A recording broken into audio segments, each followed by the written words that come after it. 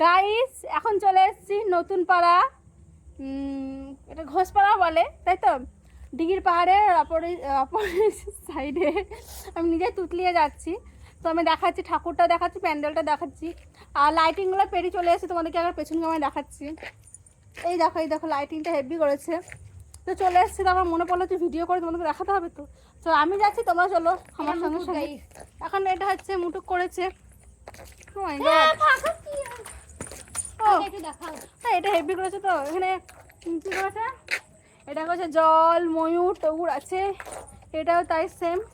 এইসব জায়গায় ছবি তোলার জন্য বেস্ট জায়গা। এটা কি দারুণ লাগছে লাইটিংটা গাইস। এটাও সেম। এবার সব জায়গাটা মেন সেটা হচ্ছে মা প্রতিমাকে দেখানোর জন্যে, মানে তো প্রতিমাকে দেখাচ্ছে আমাদের মা কালীকে। হেভি লাগছে, দারুণ। তো ঠিক আছে, তোমাদেরকে দেখালাম নতুন পাড়া ঠাকুর, আরও সব ঠাকুর আছে সেগুলো তোমাদেরকে দেখাবো। আর এখানে ফাঁকা আছে, তেমন কেউ নেই, আমরা 3-4 জনেই আছি। তো কিছু রিলস করবো, সেই রিলসগুলো কিন্তু তোমাদেরকে দেখতে হবে। তো মাকেও দেখে না, আবার আমাকেও দেখে না। আর এটা হচ্ছে দিঘির পাহাড়ের সাইডেই। তো ঠিক আছে, টাটা, আর কিছু বলার নেই। আর একটা বক্সটা ফাঁকটা কিন্তু গান ফান চলছে না গাইস, ওটা ভিডিও করলি গাইস, টাটা।